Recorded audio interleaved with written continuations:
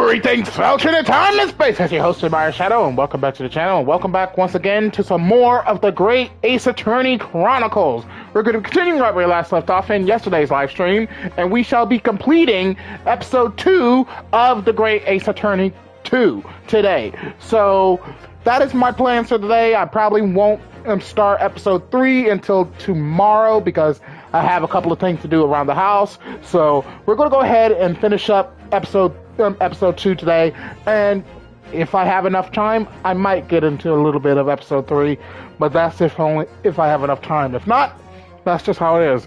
Anyways, without further ado, let's get started right away with today's adventure and see what's in store for us. Allons-y!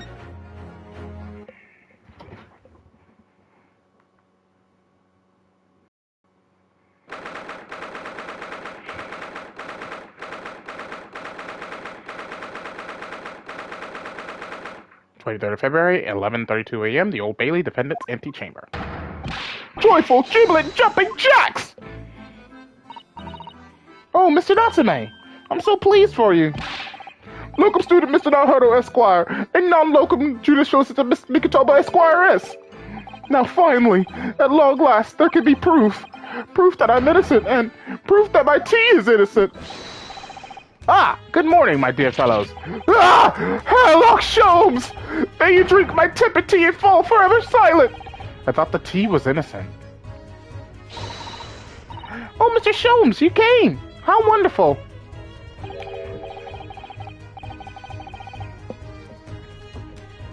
I'm sorry, I'm jamming out to his music. I love Sholmes' theme music in this game.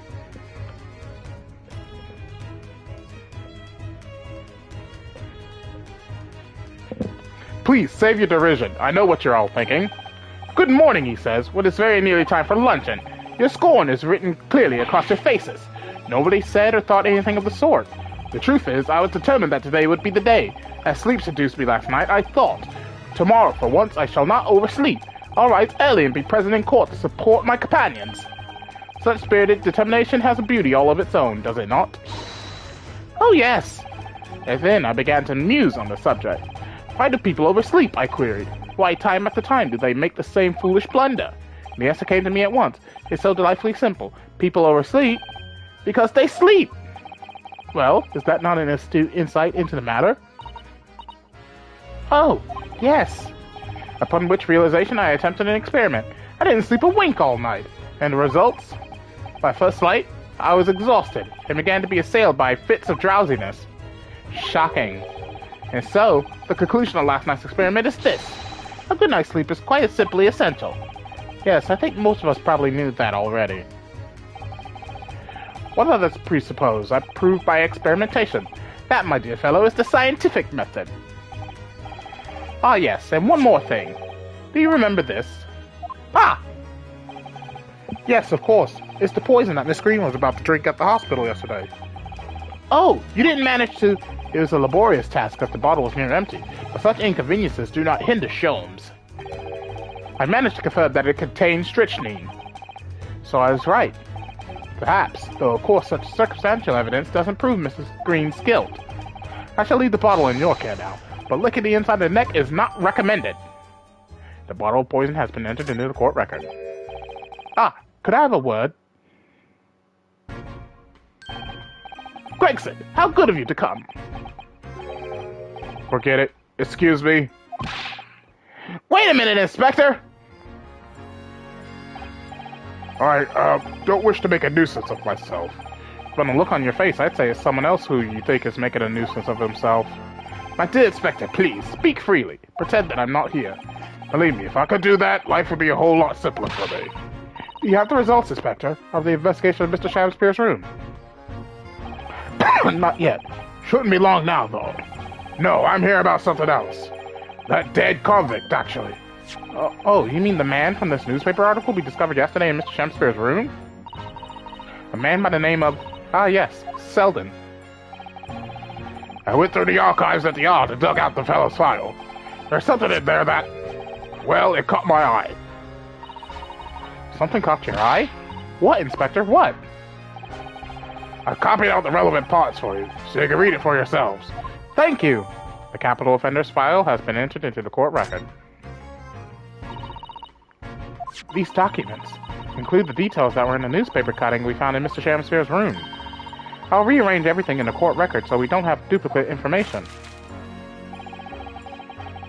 Why are you giving us a copy of this important file, though? Well, you're the ones who turned up the clue in the first place, aren't you? I'm just making sure things get handled in proper fashion. Oh, Scotland Yard's workings are so wonderful. Indeed, my dear fellows. And the inspector here is a shining diamond in his crown. A shining diamond in the rough, maybe. Look, I just don't want to be beholden to a lawyer, that's all.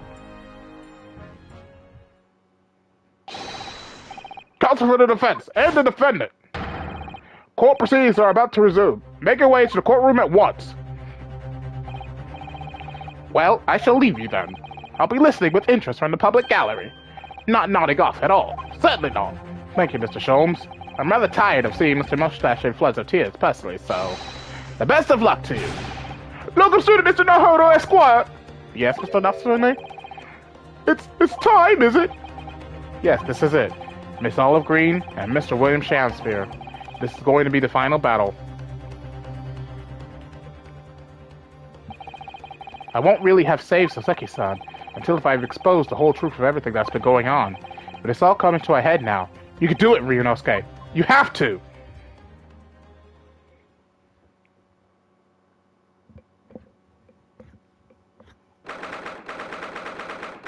February, 12:30 p.m., the Old Bailey courtroom.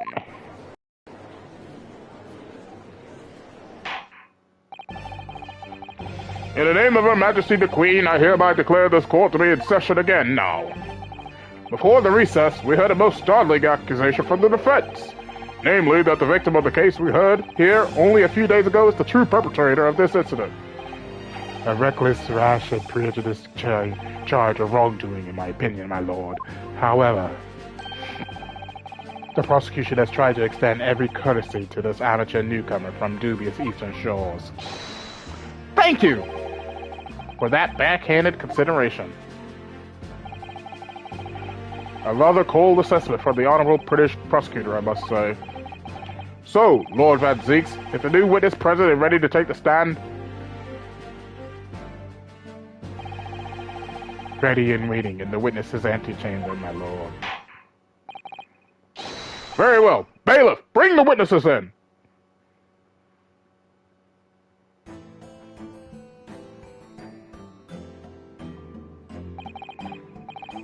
Witnesses, state your names and occupations for the court, please.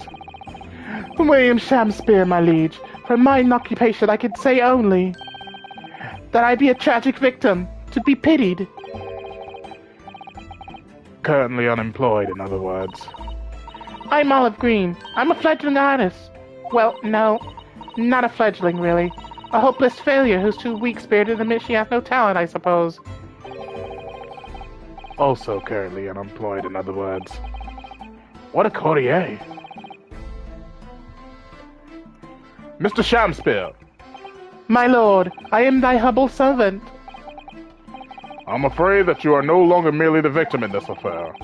The possibility has been raised that you are in fact the assailant, intent on taking the life of your fellow lodger. The part you have played in this whole business will be thoroughly scrutinized, I assure you. I will for naught else, my lord. And Miss Green. Yes? You are aware of the reason you have been summoned to this courtroom today, I presume? Yes, the officer did explain. He said I poisoned this ridiculous buffoon. And? Do you accept the charge, Miss Green?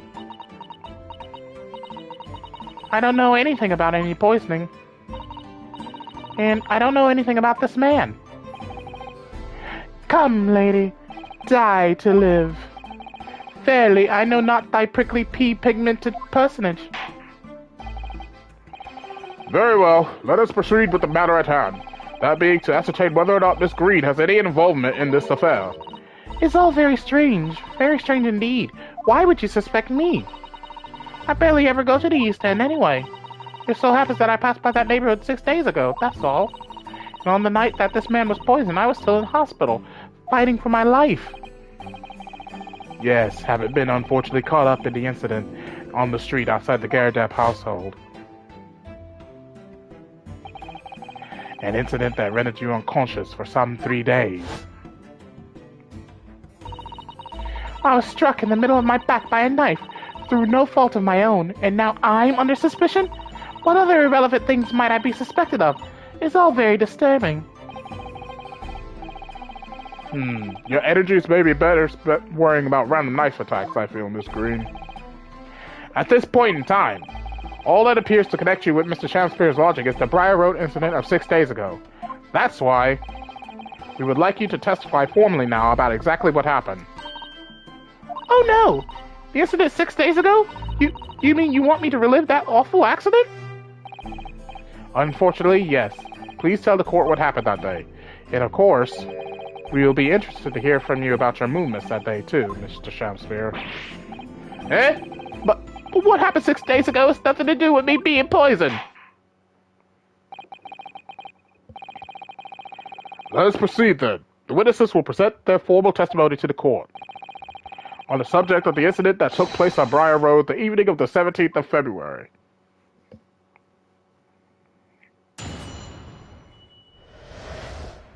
The evening of 17th of February. It was 6 days ago, about 5 p.m. I was walking along in the snow when I was suddenly stabbed in the back. Coincidentally, it happened to be just outside the house where the men in this case have their lodgings. I was at the tavern on the eve of which thou speakest, for I had bespoke my supper. It was the first time I'd been in the area. I had a little matter to attend to, that's all. Anyway, I was admitted straight to the hospital, so I knew nothing about all of this business.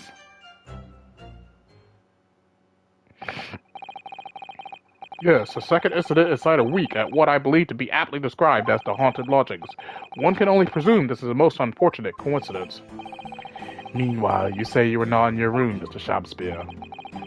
'Twas the following morn when I did awaken that I learned of the dire events. Marry, what a commotion did the officers of the law make on the floor above mine. Mr. Seki-san was arrested on suspicion of attempted murder. As suspected, there is nothing connecting these two witnesses but happenstance. It's true, it does seem as though they're unrelated at first glance, but I'm not so sure. There's something lurking in the shadows here. I feel certain of it, and this is my one and only chance to expose it.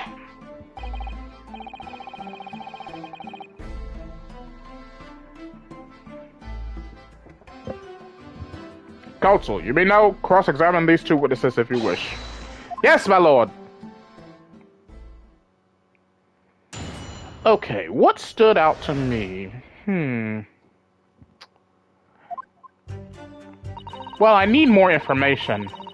Because there's the fact that Miss Green had that card in her hospital room. And the way it was torn open, a piece of the envelope is in Shamspeare's room. So I need more information on that. So let me see here. Not that one. Not that one. Not that one. This one. What little matter, Miss Green? Please elaborate. It was nothing really. It's not worth mentioning. If you remember, you mentioned it to us yesterday at the hospital. Ah. It was related to the card you were holding. Miss Green!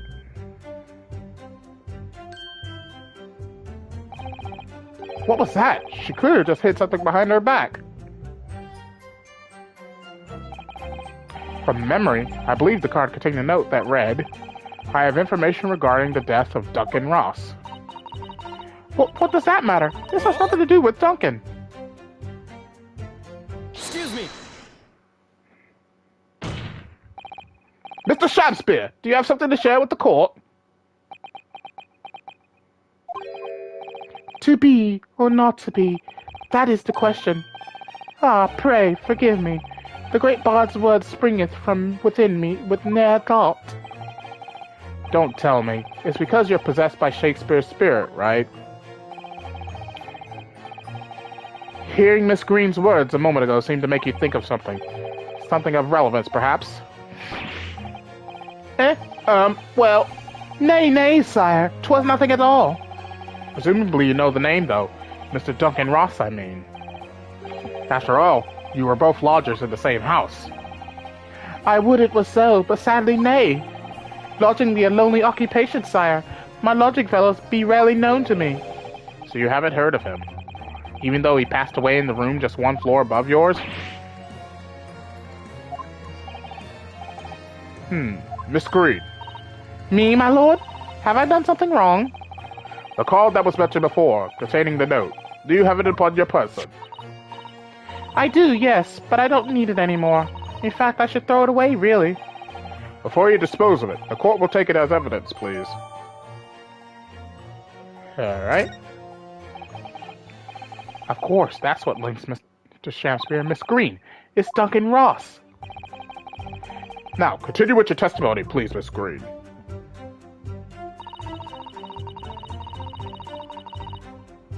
Okay, let me... Ah, there it is.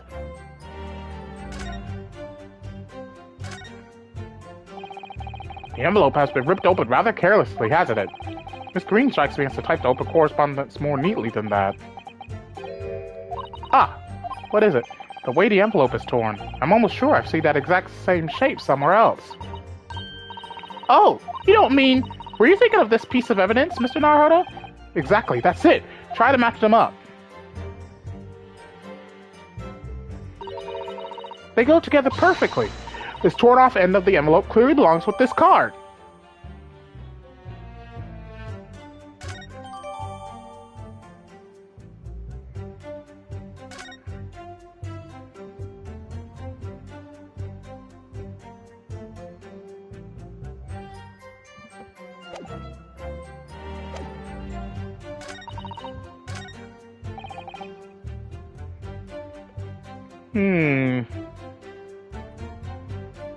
Hold it! A tavern, you say? Which one? 'Twas the Slugged Salad where I did tarry. 'Tis a jewel in the East End. And a little unexpected, I feel. What do you mean, Lord Van Zeeks? The Slugged Salad offers usually fine dining, for the locality at least. Not an establishment you'd expect to be patronized by a man with not even a crumb of bread in his room. It's true. The menu lists premium crusts of bread and glasses of water in different levels of cloudiness. I would have expected grubbery in the local vicinity to be more appropriate for your means. Watery soup and mushy peas, or soupy water and pea-like mush. All equally appetizing. I just wanted to try some water in a different pub for once. What's wrong with that? How different can water really be? Or perhaps there's a more plausible explanation. A specific reason why he had to go to that particular establishment. Agreed. The fact that on that day of all days, he dined at a place he wouldn't normally, it does stand out.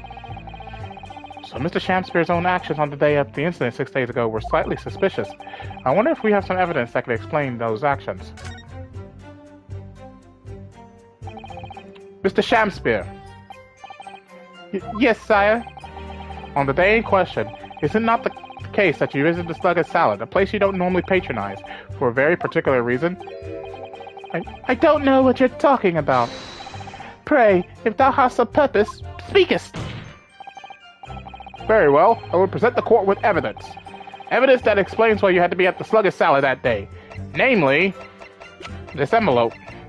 Take that! I believe this card reveals the answer. Good lord, Miss Green's card, you mean? That's right, my lord. It reads, I have information regarding the death of Duncan Ross. Come to the Slugged Salad on Briar Road at 5 p.m. on the 17th. Don't tell anybody else about this letter or the meeting. It is a matter of utmost importance. Mr. Shamspeare, your actions on the afternoon of Mrs. Green's stabbing are exactly as described in this note. Personally, I find it hard to believe that's a coincidence. Don't you, Mr. Shamspeare? Well... Excuse me, can I say something? Yes, Miss Green? That card was delivered to me. It doesn't have anything to do with this odd man, does it? Well, you'd think so, yes, but it's hard to believe it's merely... My lord, may I? May you what, Miss Green? I'd like to make something very clear about that card. Very well then, you may amend your testimony. Include details about the peculiar note.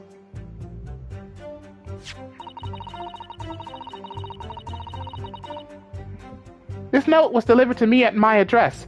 It's nothing to do with the odd man next to me here. Really? Because this piece disagrees with you. The day before the incident, exactly 1 week ago now, this note was delivered to your address, and upon carrying out the instructions in the note, you found yourself in the hospital. Yes, I did. It's terrible, everything that's happened to me. Yes, it is terrible. If it's all true, that is. What do you mean? Miss Green, have a look at this, please. It's the torn-off end of an envelope. Oh, is it? And it so happens that it fits together perfectly with the envelope of the note you received. What? Where did you find that? In Mr. Shamspeare's room. Eh? In my room? Mr. Shamspeare, do you perhaps remember this note from somewhere? Well...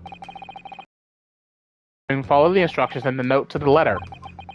Come to the Slugged Salad on Briar Road at 5 p.m. on the 17th. And so that's exactly where you went. Let me ask you again, Mr. Shamspeare. You already knew about this note, didn't you? And you, Miss Green. What did I do? As this torn-off end of the envelope, the note was originally in Mr. Shamspeare's room. So how is it that it came to be in your possession? I don't have the first idea. I'm just a fledgling artist, after all. There's only one explanation. You broke into Mr. Shamspeare's room and stole it! You did what? Sorry, thou hast what? Thou were in my room? What on earth do you want with me?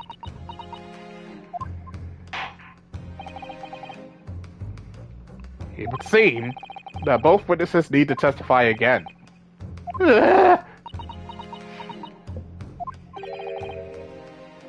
Miss Green. Yes? Whilst you have the court's sympathy, I'm sure, for the suffering you have endured in recent events, anyone found to be giving false testimony in court of law will be duly punished. Please bear that in mind. Yes, I know. Very well then, witnesses. You will give formal testimony again now, on the subject of this curious anomaly regarding the note Miss Green claims to have received.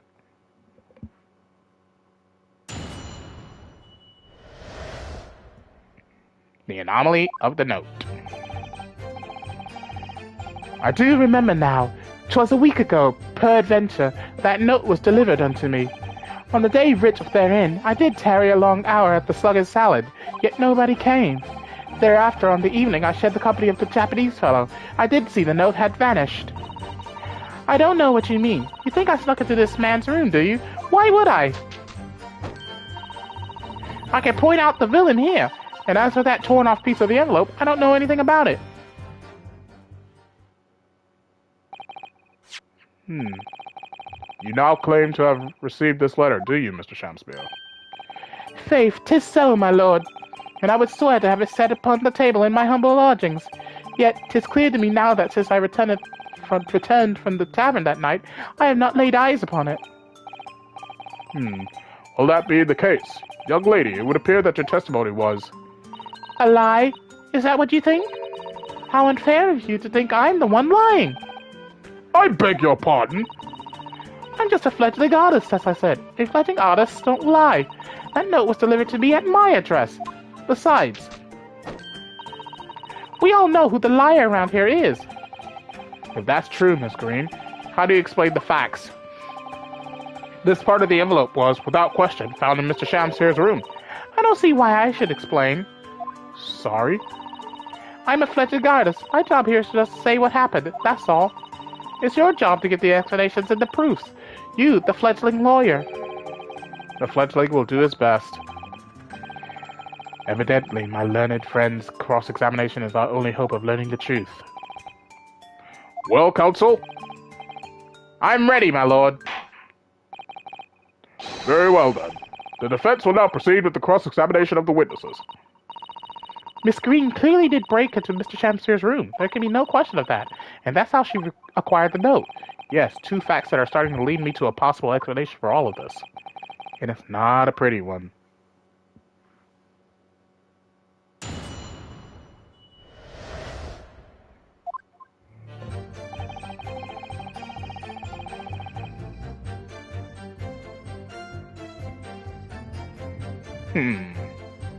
Well, this was pretty easy. 3, 4. That one's easy. To poison him. Objection! Yesterday at the hospital, we saw you with this bottle. And though the contents spilt during the course of our meeting, a small quantity remained. According to the defense's independent analysis, Mr. Sholmes' chemistry said, the liquid that was still in the bottle was identified as strychnine. What? Strychnine? The very same poison that afflicted Mr. Shamspeare! Miss Green, you broke into this man's lodgings for one reason, and one reason alone. To cover the end of the pipe that feeds the gas lamp in Mr. Shamspeare's room with poison. Could this be? You broke into my room to... It may seem incredible to the court, but from the remaining clues, there is only one logical conclusion that we can reach. The person who attempted to take Mr. Shamspeare's life with poison Was you, Miss Olive Green! Oh dear, oh dear, oh dearie, me!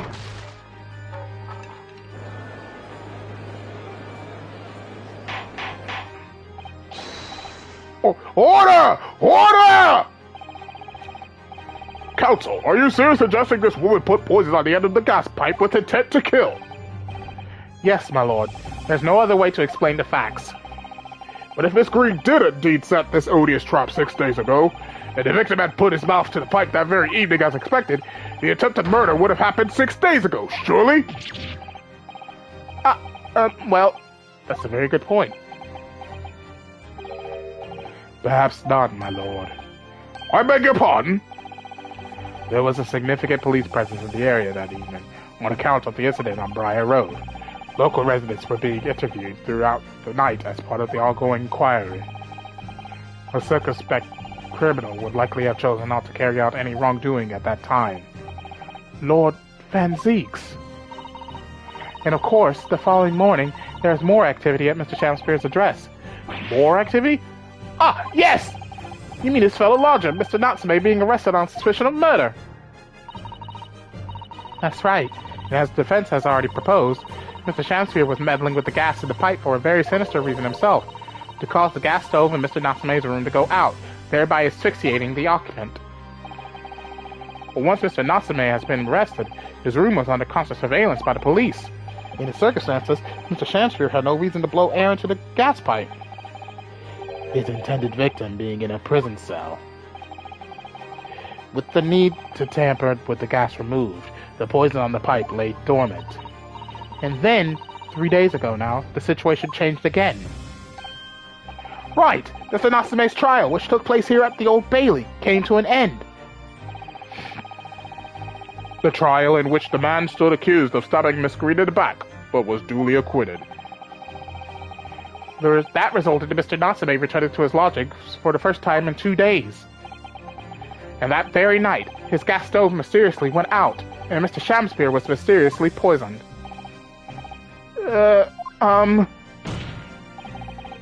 In conclusion, the poison that was present on the mouth of the gas pipe had been put there in the victim's room some 4 days earlier.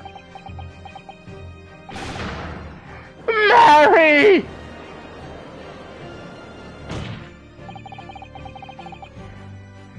With that new understanding, becomes clear that this letter was all part of the plan. What plan? The court will recall that the note gave instructions to visit the slug salad at 5 o'clock, and that the recipient should tell nobody else. The reason for those instructions are now clear. To ensure that the lodger would not be at home at the stated time. To make sure I wasn't home? Exactly. While you were out, Miss Green could safely slip into your room, knowing that she wouldn't be disturbed. You mean to say that letter was written by Miss Green, yes. And in order to cover her tracks, she took it away with her when she left. Just after she smeared poison over the mouth of the gas pipe in your room. Order! Order! What do you have to say for yourself, witness? Just who are you? Why did you try to kill me? Miss Green's motive should be obvious. He's all tied up with someone whose name we've heard several times already during the course of this trial. So, that's what's behind all this. You will share your apparent understanding with the court, please, counsel. Which person is behind this woman's motive for the attack on the victim's life?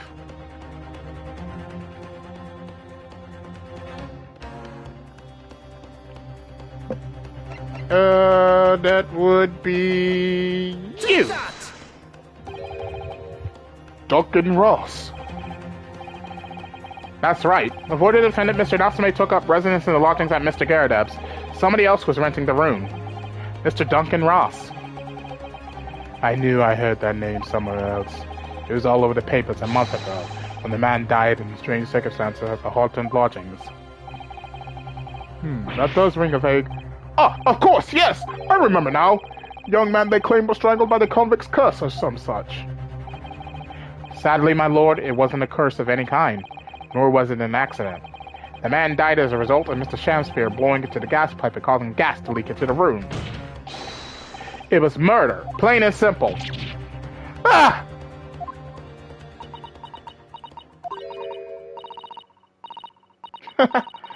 Well, what do you know? The world is so unfair. Curses, curious deaths, that's all people care about. If it's an interesting story, they want to know. It doesn't cross their minds that real people are involved. And once they're bored, just 1 month later, once the story lost its appeal, everyone's forgotten him. You mean Duncan was... Mr. Ross was Miss Green's fiancé. Fiancé? You may not have known until now who Miss Green really is, Mr. Shamsphere. But she's known exactly who you are all along, because you're her sworn enemy. The murderer who took the life of the man she was to marry! Marry!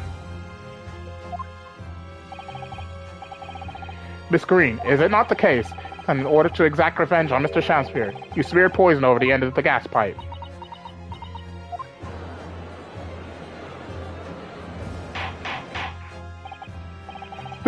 This is all quite extraordinary. Am I correct in my understanding that you now accuse both parties, counsel, each on different counts of murder?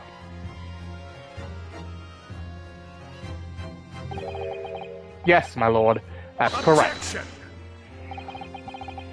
Inhaling so deeply, it appears that my fledgling learned friend has taken in a lungful of dubious gas that's causing his judgment to be clouded. What? Why would Mr. Shamsphere have wanted to kill these lodgers, as you say? You have completely failed to provide a motive to substantiate your accusation against the man. Yes, that's right, Mr. Reaper, my liege. I have been slighted. 'Tis lies, all lies. I deny every utterance. And you'll have to forgive me, Mr. Naruhodo, sir. But I don't intend to admit to anything either. Miss Green. I'm sure you'll think I'm being very rude, but I'm not going to be sent to the gallows for the likes of this scoundrel. But you broke into the man's room. If you didn't do it to smear poison on the pipe, what was your reason? I thought I'd have a look around, that's all. Sorry. You're right, I suspected him. So I thought perhaps I might find some evidence or something in his room. Evidence that it was him who took Duncan's life. Oh, vileness! Oh, villainy! Oh, tyranny! Oh, rotundity of woman! Did you just really call this woman fat? Screw you! But in any case, whenever I leave my room, I do turn the key in the lock. That whole place is falling apart. The locks on the doors are no different. Duncan showed me once how to unlock the door with some turps and a piece of wire. Oh, awfulness! Oh, awfulness! Oh, tyranny! Oh, profanity of woman! We will consider your trespass against on future occasion. But for now, tell the court what you found. What evidence your search revealed. Well, I spotted the note that I'd sent him lying on the floor. When I went to pick it up, I noticed something. One of the floorboards was loose, and underneath it, I discovered a secret hiding place. Eh? Yes, we also discovered that hiding place. Inside, we found a newspaper cutting, a photograph, and an empty tin box. Ah, yes. Well, the thing is, when I found it, the box wasn't empty. What? There was something in it? Yes. This rather nice key.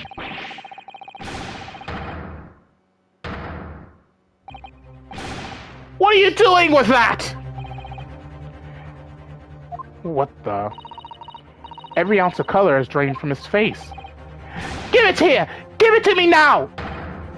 It's mine! I inherited it! What was that, witness? What did you say? You inherited it? No, What's all this about? He inherited that key? It was obviously important to you since you'd gone to such lengths to hide it, so I took it. I don't know what it's for, but you took something precious from me, so I took something precious from you. So what if it means you can't open something now? I don't care. Give it back this minute! Give it to me! Calm yourself, witness.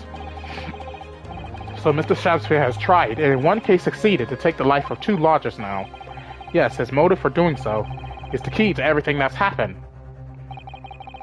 It's true that there appears to be no motive to support the accusation against Mr. Shakespeare at first, but considering everything we know now, I think there is actually something that could explain it. What? I need to recall every piece of evidence at our disposal, everything we've seen and heard. Because I'm sure that I just caught a glimpse of the link that runs through all of these events.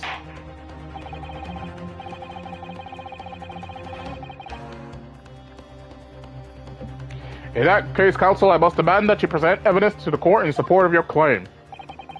What is it that you say can explain the motivation for Mr. Shakespeare's alleged crimes? Easy. This.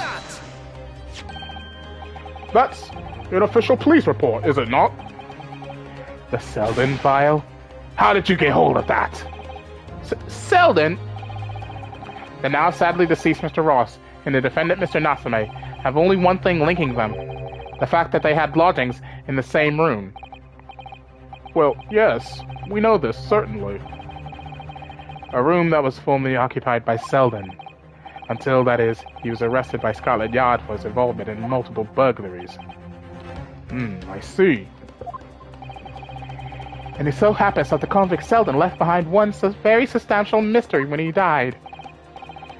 The sum £1,000 worth of loot that he stole, which as yet remains to be found. Oh, yes, of course. It's coming back to me now. It's written in this file here. £1,000 lost en route to hell. That was how the paper summed it up. And it seems that one particular fellow inmate was with the convict in his final moments. It's not hard to imagine Selden entrusting that inmate with his most closely guarded secret, the location of the stolen loot, and perhaps a key to unlock whatever container the valuables were in. You mean this key is... Mr. Shakespeare, it was you, wasn't it? You were at the capital offender's side when he died, were you not? What are you talking about? 'Tis a false charge, I tell you! A false charge! The name of the inmate who was with Selden at his death isn't noted in this file, but a simple telegram to the prison where he died would quickly tell us how false the charge really is. But even if it's true, why would the man be so intent on killing every subsequent occupant of the convict's lodgings? There's only one explanation for that, my lord. He was in that very room that Selden hid his loot.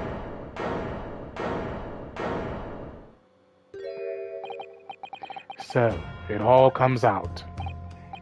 Yes, and having established that, all of Mr. Shamspeare's subsequent actions start to make perfect sense.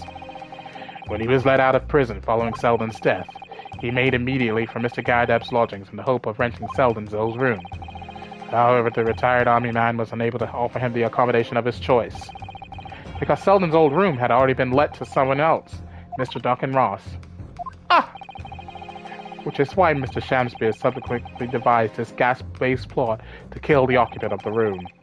And when he was successful, he presumably intended to inquire about switching it to the newly vacant room. However, a certain jittery someone had beaten him to it. Mr. Soseki Natsume, the defendant of this case, no less. So you decided to use the ploy with the gas again, didn't you, Mr. Shamspeare? This time to oust Mr. Natsume. All for one simple and avaricious reason. To get your hands on 1,000 pounds of loot left behind by the dead convict.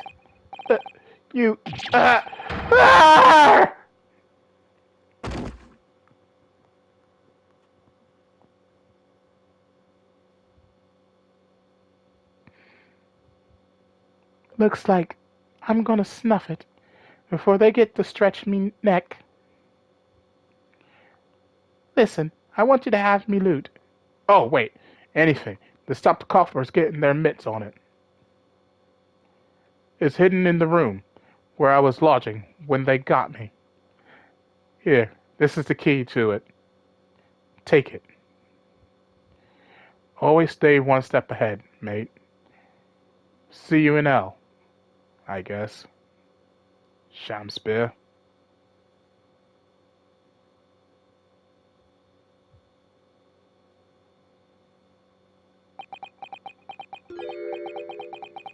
It's mine. What did he just say? It's mine. That loot is mine. Oh, he snapped! Mr. Shamspeare! It's all lies. I don't accept any of it. Why should I? After all, you don't have a shred of evidence. You can't prove I killed that fellow. Forsooth, I'm the victim here, remember? Isn't that right, ladies and gentlemen? If I don't admit to it, there's nothing you can do. You can't arrest me. For the time being, anyway. Barely. You can't arrest the victim, can you? Is that right, ladies and gentlemen? I'm so close. I just need a few more hours. I swore to myself that I'd get my hands on it. And I can almost taste it now. Do you really think I'd just give up? There's no question in my mind now. This man is guilty through and through. But he seems so utterly intoxicated by the idea of that loot. I'm afraid that however hard you press him, he'll never admit to what he's done, Mr. Naruhodo. There is a way. Pardon? There's one way I can finish him. No! He's already committed the most heinous crimes to get his hands on that loot, which means all we need to do is find it first. A fine plan, were it not for the fact that the police thoroughly searched the room following the death of Mr. Ross. If it's there at all, it must be very well hidden indeed. Without conclusive evidence, I certainly cannot rule. If only there was some way we could find the convict's loot quickly. This is the final piece in this complex puzzle, but I think we might have it in our possession already. Or rather, I think we may well have something that can help us find where that loot is hidden. My lord! Yes, counsel? The defense would like to make a proposal about how to find the late convict's hidden loot. I believe we are already in possession of something that could give us a clue as to its whereabouts. It's our last chance, so it has to be worth a gamble. Besides, we've used the same technique once already, and it definitely paid off then. Very well then, counsel. Let the court hear your idea. What do you propose we can use in order to locate the hidden place of the deceased convict's hull? That one's easy. Mr. Sholmes' technology. If I'm not mistaken, those are Mr. Shamspeare's handprints on the wall of his lodgings. That's right, my lord. Exposed as a result of the defense's independent investigation of the scene. Based on a wonderful new discovery in the field of forensic science by the great detective, Mr. Sholmes. A great detective? Is that some kind of joke? Do you really think I'm going to be daunted by a man with such a ridiculous title? I should think the great Bout ought to recognize such a title when he hears one, Mr. Shamspeare. Perhaps we should compete for the honor of most ridiculous title. Ah! 'Tis Herlock Sholmes himself!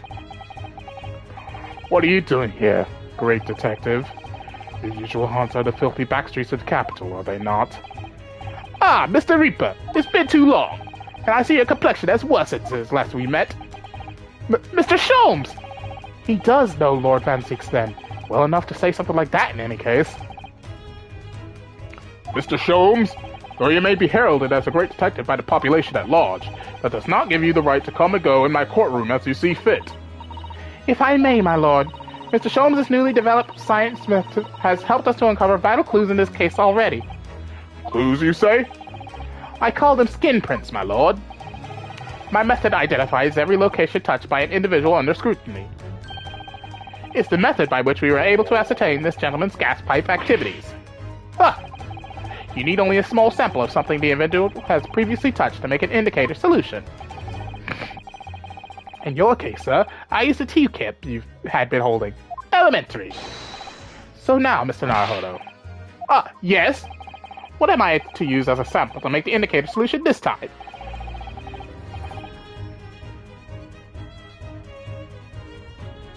Thank you for offering to help, Mr. Sholmes. When the convict was arrested, he was living in what is now Soseki-san's room. We need a sample to help locate Selden's loot that's hidden in his old room. What form will the sample take? Let's present a person. We'll need something of Selden's in order to create the indicator solution to find his loot. If something the convict owned happens to be in the possession of somebody listed in the court record.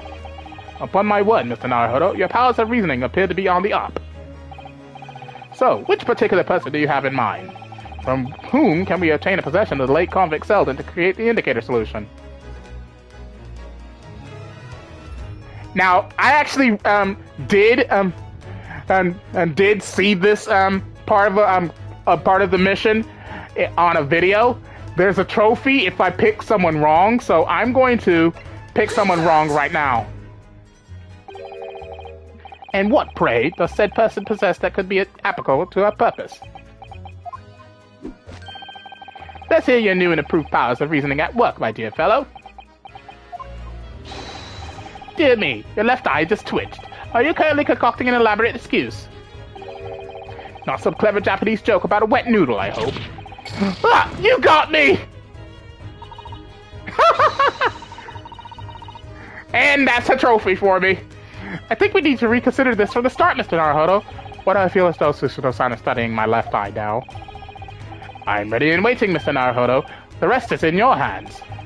From whom can we obtain a possession of the late convict Selden to create the indicator solution? Easy! Olive Green. She's got his key. Miss Green.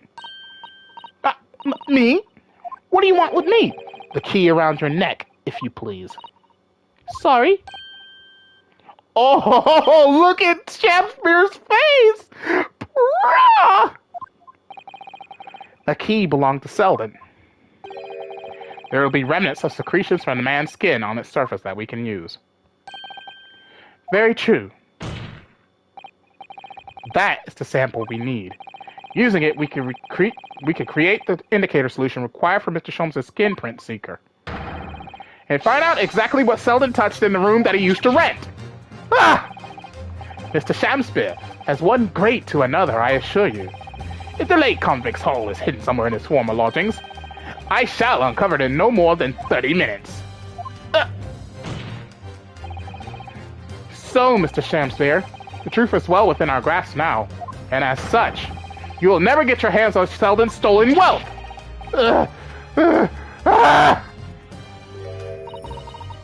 In that case, I'll gladly let Mr. Sholmes have this key. No! Give the key to me! The detective shan't have it! It's over, Mr. Shamspear. No! No!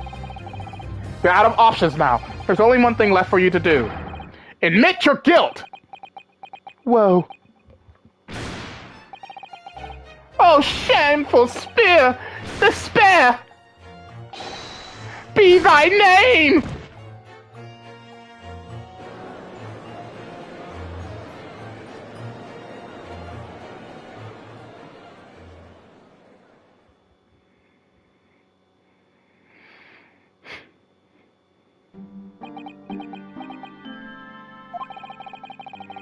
I never intended to kill the man. I just wanted to drive him out of the room.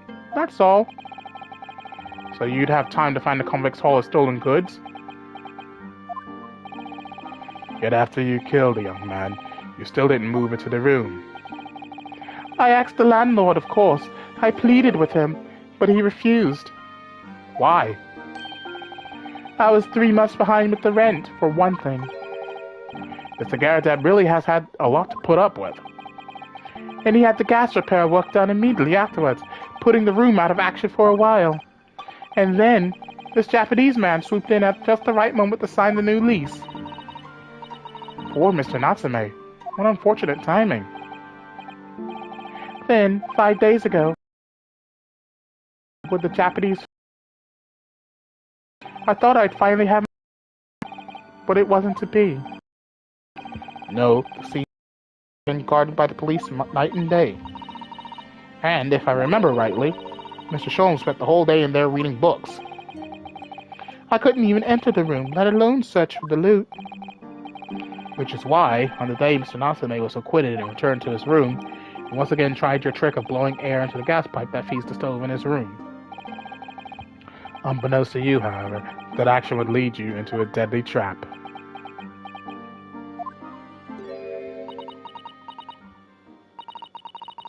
William Shamspear, how does it go? To be or not to be, that is the question? From Shakespeare's Hamlet, Act 3, Scene 1. Well, let me tell you, in your case, it's not to be. That is the answer. You deserve to die for what you've done.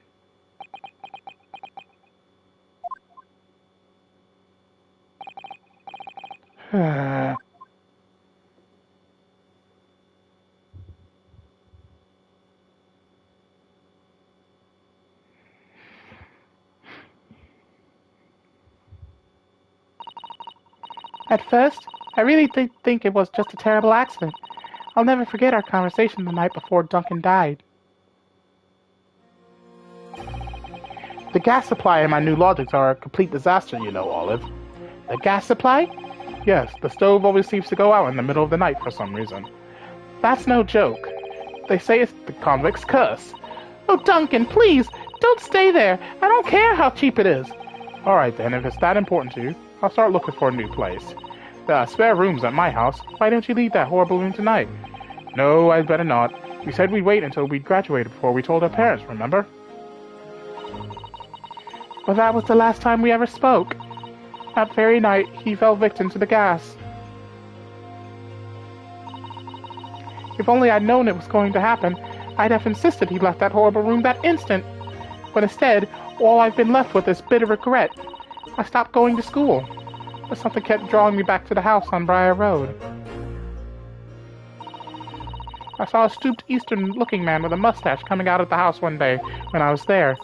He walked up the road to Grubb's Grubbery for some food, so I followed him. I sat myself down next to him. He had some watery-looking soup and started to pick a quarrel with the publican. That place is cursed, I tell you! Cursed! It goes to that convict who used to live there. He's trying to suffocate me. I wake up in the middle of the night, freezing to death because the stove has gone out. The room is full of gas, and I can hardly breathe.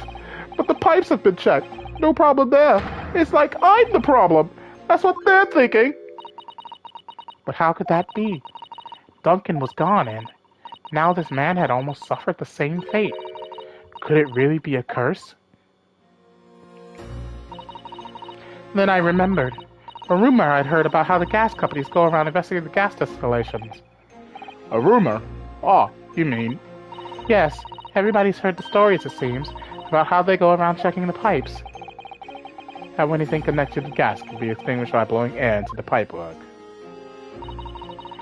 That's when it started.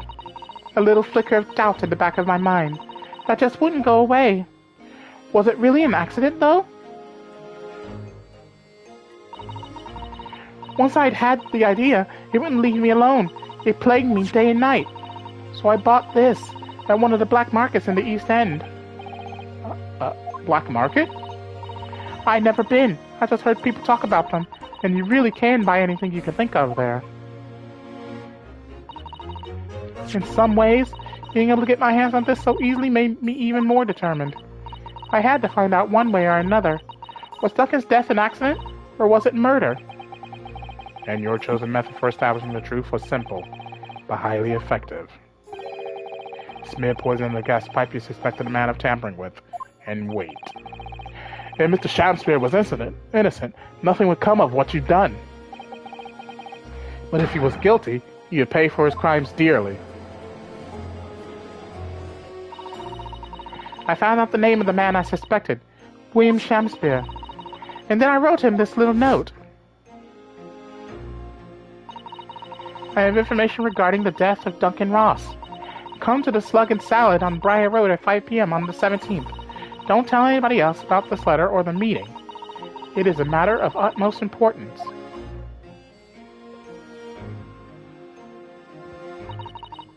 If he'd done it, I knew that would worry him enough so he'd be sure to go.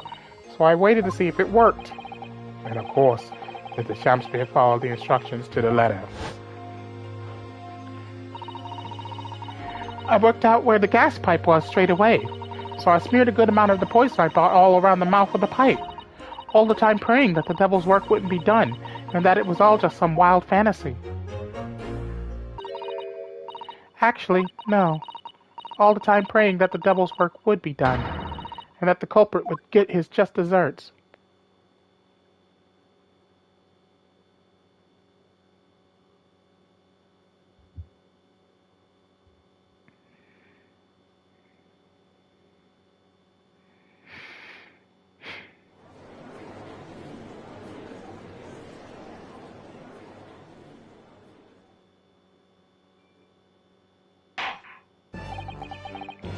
"3 days ago, when you were first stood in the dock before me, this whole affair seemed relatively straightforward."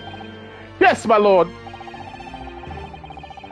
"I certainly never imagined the depths of the depravity that we should so quietly find lurking behind the scenes. It has been a long road, my Nepalese friend." "Oh, yes!"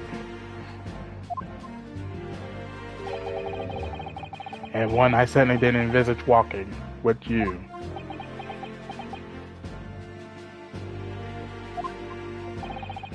"Nevertheless, together we have reached the light at the end of the tunnel, as it were. Miss Green." "Yes, my lord?" "You will henceforth be stripped of your freedom, as punishment for the attempted murder of Mr. William Shakespeare."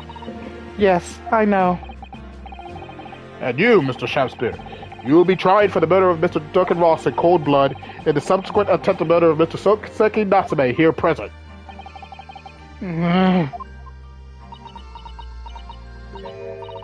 Mr. Naruhodo? Yes? Yesterday, at the hospital, when you and your friend stopped me from ending your life by drinking what was left in the poison bottle? I wasn't myself. I can't even really remember what was going through my mind. To be or not to be, I suppose. That's a question that's so hard to answer, it seems. Well, personally, I'm glad of your being here, Miss Green. Oh! And I'd like to believe that it's a blessing Mr. Shakespeare didn't die when he ingested the poison. For your sake, at the very least.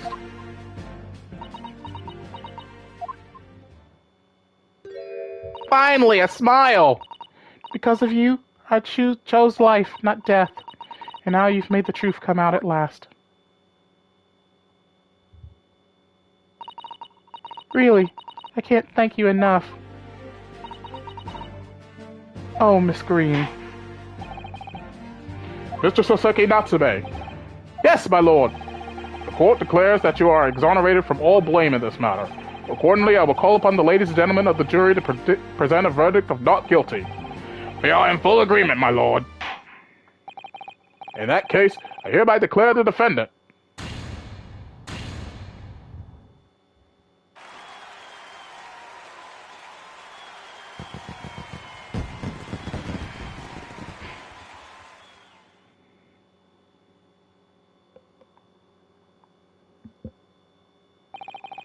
Court is adjourned.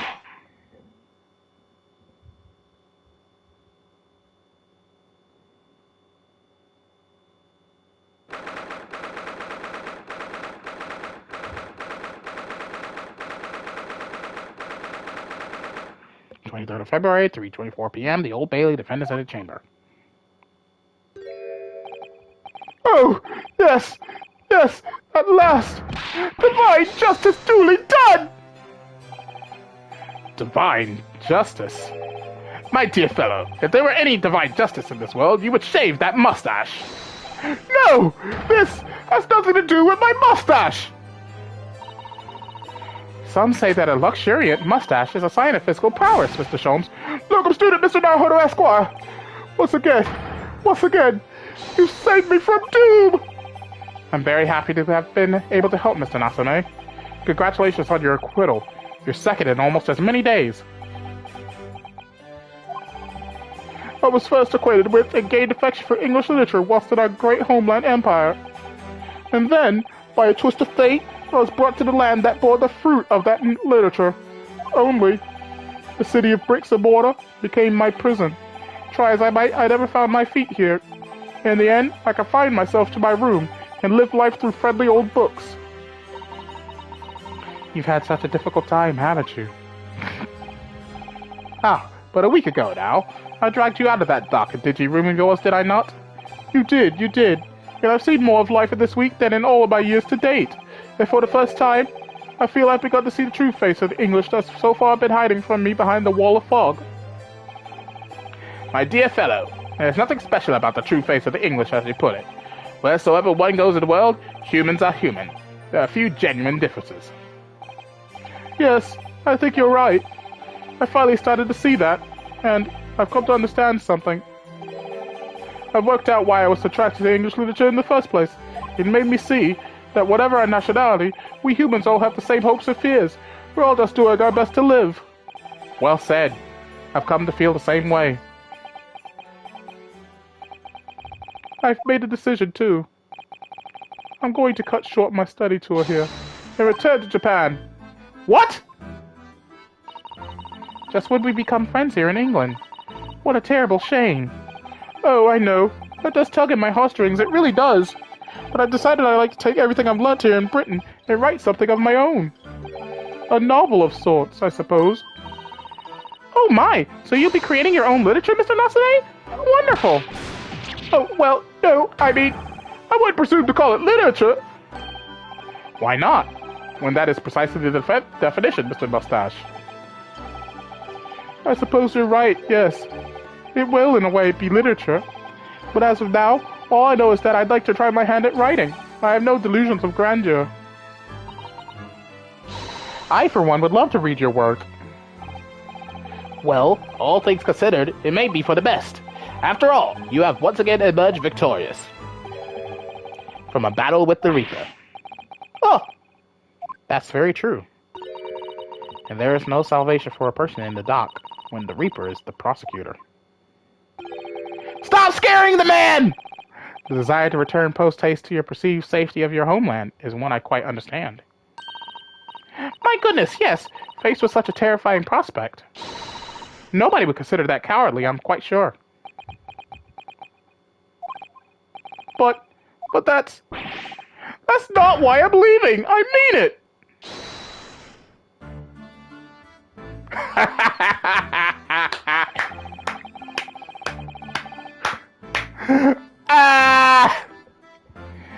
And that was the case that we found ourselves embroiled in 6 months ago now. So Seki-san did indeed return to Japan, and submitted a report about both cases to the government. It was on reading that report that Professor Mikotoba was prompted to visit the scholar, and barely any time later, Susato-san was given the news that she must return to Japan as well, on the back of a telegram stating falsely that her father had fallen gravely ill. The only possible explanation that comes to mind is what happened after the trial, on the following day, the day that we uncovered the loot hidden by the now deceased convict in his former lodgings.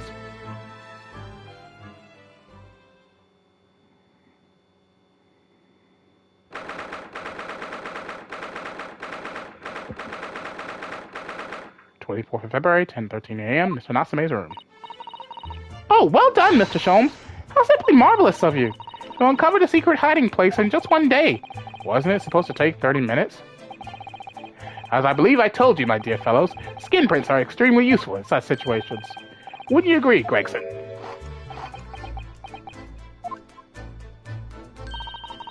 Gregsy's been happily munching in agreement this whole time, you know, Hurley. Happily? I think perhaps humorously might be closer to the truth. So, Inspire's the man fashioned the hiding place in the ceiling. And what's in it? What exactly is the loot? Let us look then, if you're ready. Let us examine the late burglar's hall. What the? What is that? Oh! Is that a B! Baskerville! That's a B! Baskerville! Oh! They're going to dive into the Hound of the Baskerville story? Yes! It looks to be some sort of neckband or collar. A collar? It's huge, though! And look at all the gemstones set in it. I can see why it was claimed to be worth 1,000 pounds. Perhaps I could have it as a belt. Oh, have you noticed on the inside there? There are some dark stains. You don't think they could be blood, do you? I mean, there's quite a lot of it. On second thoughts, perhaps I won't have it as a belt. And of course, there's this emblem here. A large letter B and a small crown. What does this signify, do you think? Oh, I hadn't noticed that. I feel as though I've seen that emblem somewhere before, you know? Where could it have been? That's enough of that, I think. What? What's the matter with Mr. Sholmes? Well, the color has drained from his face. Well, Inspector, I believe you ought to be taking this, oughtn't you? It could be valuable evidence, after all. It must be kept safely under lock and key. Ah, yes. Get your grubby hands off that, you lot, and hand it over, now! I've never seen a collar that large before, and all those jewels certainly look to be extremely valuable. But that's not what stood out the most to me. At least, not once I'd noticed it.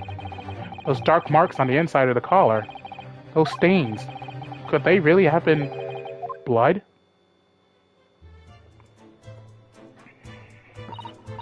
Well, that was a funny case, wasn't it?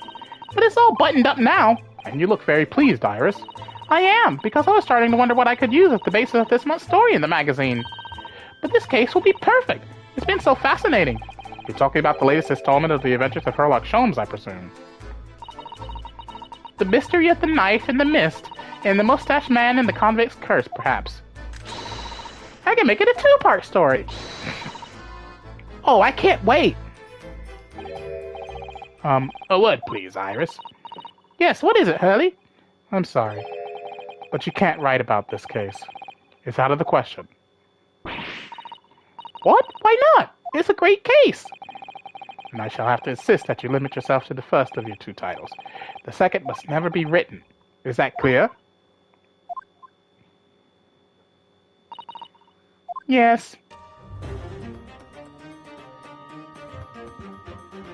And so it was that the second of Souseki-san's cases became buried in obscurity. Now, looking back, I feel I understand. I can see why Mr. Sholmes forbade Iris from publishing the story. It would take a little longer before I saw the link between everything that had happened and would happen. For it wasn't until 2 months after the arrival of Susato-san's letter that events began to unfurl again, with an incident that took place at the very heart of the eagerly awaited Great Exhibition of London.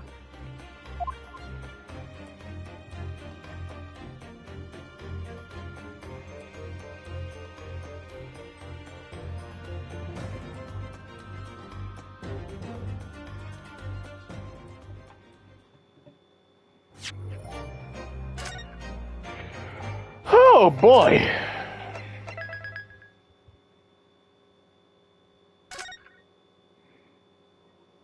Oh, that took me about an hour. Okay.